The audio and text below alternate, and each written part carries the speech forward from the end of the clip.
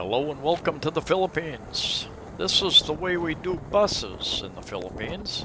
Sometimes this is a bus, a non-air conditioned bus that we happen to grab coming out of Bareilly, Cebu, and we're about halfway back, a little more than halfway back to Cebu City. This is Karkar, and this is a traffic circle. We're going around in the middle of Karkar. The market was just off of this traffic circle back there a little bit.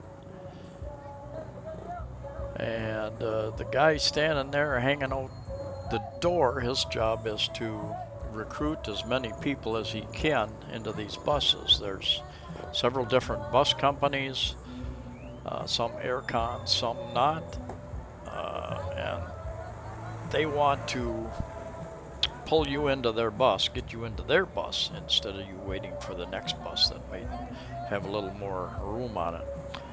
I've seen that guy get out and try to coax people on the bus. I've seen him get out and try to push people on the bus, and they reluctantly they declined the offer anyway. They were going to wait for a bus with more room on it apparently, or they had maybe they were waiting for somebody else to get off of a bus and pick them up. Not sure what all the different stories are, but anyway, it's a competitive, aggressive market. When we were in Bareilly, in fact, we were talking to a jeepney driver, and we were going to take a jeepney up over the mountain and over to this far and then catch another ride into Cebu City, and this guy come and recruited us off the jeepney basically, and he assured us he had at least 3 seats for us, and he did. That's about all he had. And as we went, occasionally a person would get off, several people would get on different stops, and people just stand on the side of the road and they flag these buses down. Some areas they know that the bus will stop kind of automatically. There's just certain places that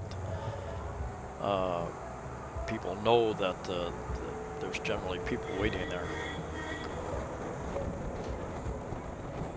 It's also very rare to buy a bus ticket before you get on the bus. They have a guy on the bus, a conductor, I think they often call him, and he will come by and ask you where you're going, and then he will punch some holes. He's got a paper punch. He'll punch some holes in some tickets, hand those to you, and you'll come back later and pick up the amount, whatever it would be, and he'll tell you the amount that it would be.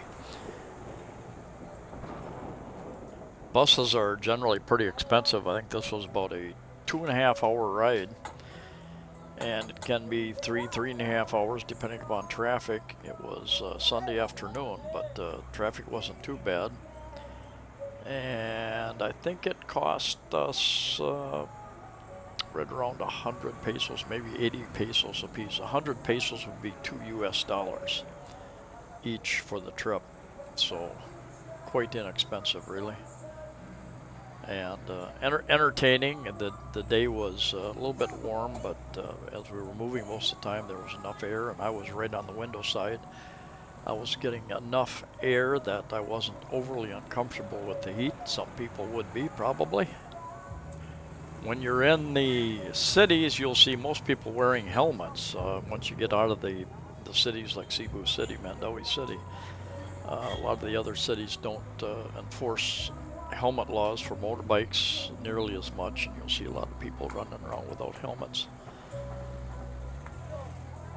And you'll see guys like that guy that just got on. As you get into certain areas, there will be vendors, guys with a bag full of bread or pork rind, different things, and they will jump on the bus and ride it for a while, try to sell their goods. Then they'll get off and go across the other side, take a bus back the other direction, trying to sell their goods. So you've got vendors selling water and various types of items along the way, things to eat. Transportation options vary greatly across the different islands of the Philippines from what I have read. And I've visited a number of islands, and some places have no taxis. For instance, Surigao City, no taxis there. You've got jeepneys and tricycles and hobble motorbike drivers. Some places have lots of buses, and they had buses going out of Surigao, and vans, 12, 15 passenger vans. And some places have mostly vans and little or no buses. And I've read that, you know, that obviously changes over time. If vans start coming in and more people start riding the vans, and the vans usually don't cost much more, maybe 10 pesos more than the bus. So if people just start using them because they're newer and cleaner, then the buses start fading out.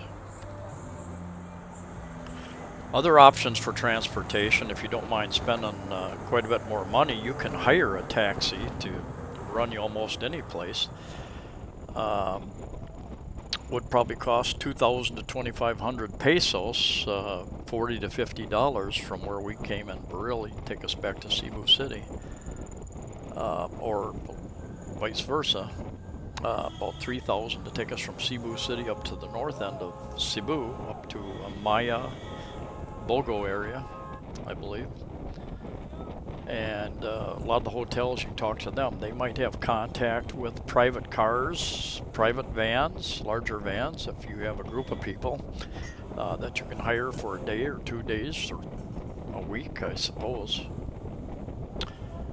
One of the problems with traveling, there's another guy going to get on and sell his goods, is so many of the slower traffic, the tricycles that go so slow, especially if they're pedal driven, pedicabs. Anyway, that's a look at the bus trip here, and thanks for coming along, watching. Please like, please share the video, please subscribe. Safe travels to you all, wherever you're at, and we'll see you next time.